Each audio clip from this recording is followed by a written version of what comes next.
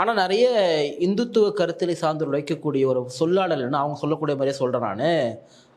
பால் பவுடருக்கும் ரொட்டிக்கும் மதமான கூட்டம் தான் இந்த கூட்டம் அப்படின்னு சொல்கிறாங்களே, இதை நீங்கள் எப்படி பார்க்குறீங்க?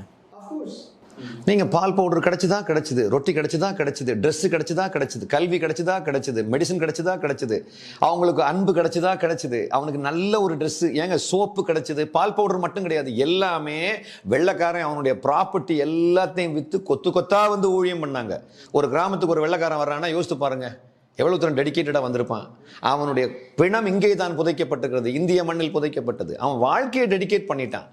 அப்போ இன்னொரு விஷயம் என்னென்னா, ஒரு ஆள் இப்போ நான் உங்கள்கிட்ட சொல்கிறேன், நீங்கள் பட்னி கிடக்குறீங்க, நீங்கள் இந்துவாக இருக்கிறீங்க, நான் சொல்கிறேன் நான் பிரியாணி வச்சுருக்கேன், நான் அந்த பிரியாணியை கொடுத்துட்டு போகிறேன். கொடுத்த உடனே தம்பி நான் கிளம்புறேன் தம்பின்னு சொல்கிறேன். சரிங்க ஐயா.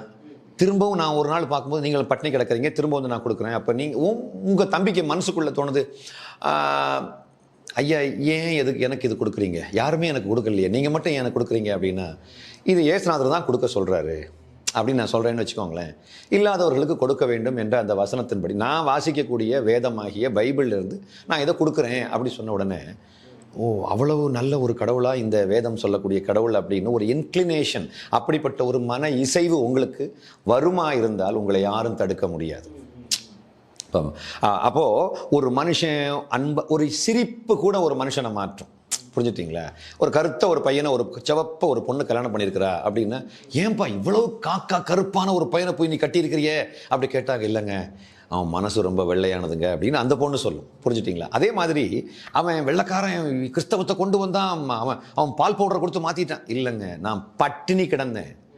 இந்த மண்ணிலே நான் இந்துவாக இருக்கும்போது, நான் இந்தியன் என்று நான் பெருமை அடித்துக் கொண்டிருக்கும் போது, வந்தாரை வாழ வைக்கும் தமிழகம் என்றெல்லாம் போற்றப்பட்ட தமிழகத்தின் தமிழ் குடிமகனாக இருக்கும்போது நான் பட்டினி கிடந்தேன். அப்பொழுது எங்கிருந்தோ வந்த ஒரு அயல்நாட்டு வாசிதான் எனக்கு வந்து என் 3 வேளை சாப்பாடு கொடுத்தான். அப்படி இருக்கும்போது அவனுடைய மார்க்கத்தை நான் ஏன் பின்பற்றக்கூடாது?